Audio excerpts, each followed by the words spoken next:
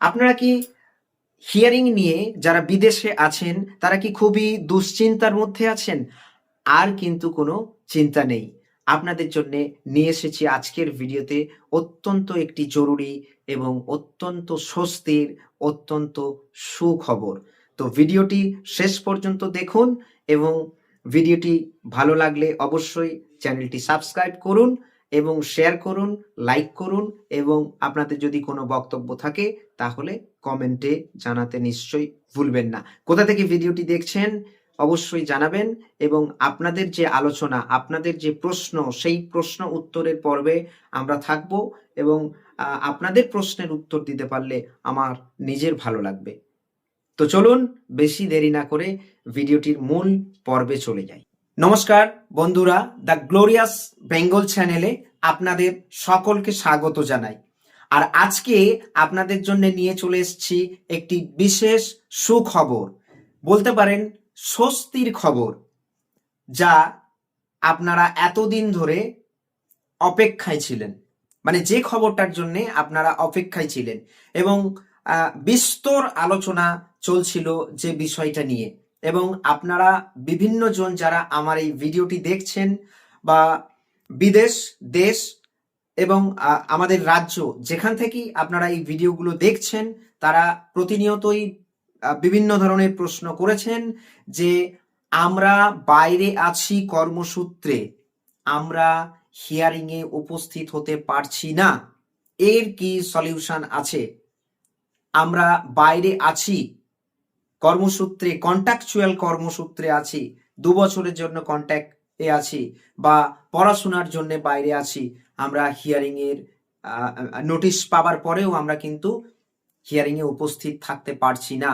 এবং আমি এর আগে বারবার করে ভিডিও দিয়েছিলাম এবং সেখানে বলেছিলাম যে আপনারা এক কাজ করুন, যে আপনারা লিখিত আকারে দ্বিতীয়বারের জন্য অ্যাপ্লাই করুন। অর্থাৎ অলরেডি যারা এটা করেছেন আমার মনে হয় তারা ডেটও পেয়ে গেছেন দ্বিতীয়বারের জন্য। আর যদি না পেয়ে গিয়ে থাকেন তাহলে আমি বলবো আর এই অ্যাপ্লিকেশনটি করার দরকার নেই। আজকে আমাদের গ্রুপগুলোতে একটি বিশেষ আপডেট এসছে, সেই আপডেটটা আপনাদের জন্য শেয়ার করব এবং আশা করি এই আপডেটটা শোনার পরে আপনারা স্বস্তির নিঃশ্বাস নিতে পারবেন।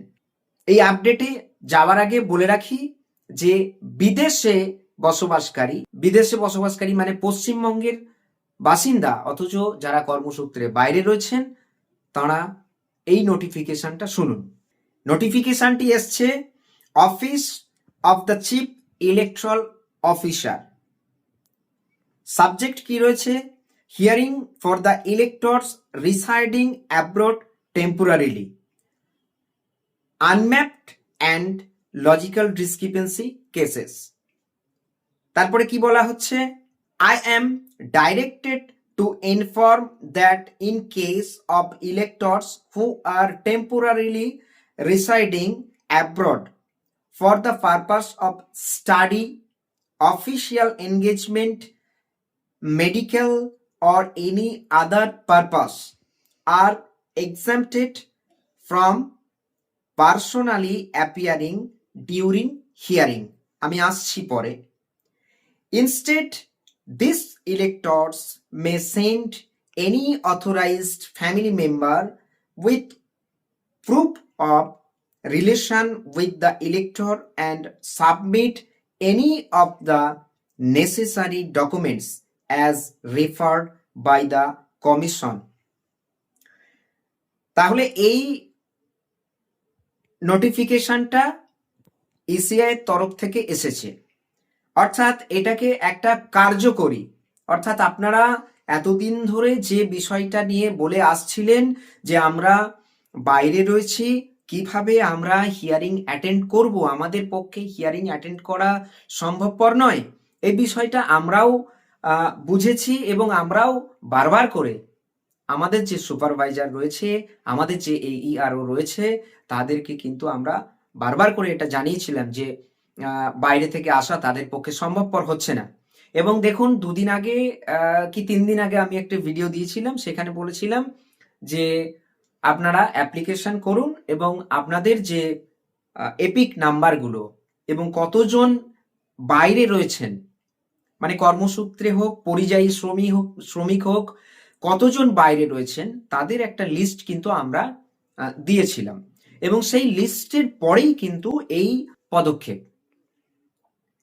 তো একটু বাংলায় চলে আসি ব্যাপারটা, যে যারা মূলত মানে কি পারপাস, স্টাডি মানে পড়াশোনার জন্য, অফিসিয়াল এনগেজমেন্ট যারা কর্মরত রয়েছেন বিদেশে, medical or any other purpose, যদি মেডিকেল এমার্জেন্সিতে থাকেন অথবা অন্যান্য কোনো পারপাস মানে অন্যান্য কোনো ব্যাপারে যদি থেকে থাকেন, তো তাদের ক্ষেত্রে এই বিশেষ ছাড়টা দেয়া হলো। এবং নিচে যেটা বলা হলো যে কিভাবে হবে না, তার যে ফ্যামিলি বা তাদের ফ্যামিলির যে কোনো সদস্য তার যে উপযুক্ত প্রমাণ, মানে হিয়ারিংয়ে যে সমস্ত কাগজপত্রের প্রয়োজন, সেই কাগজপত্রগুলো নিয়ে যেন তারা সেই ডেটে স্থানে গিয়ে হাজির হন। তাহলে কি হবে, তার যে হিয়ারিংটা সেটা কিন্তু সম্পন্ন হবে।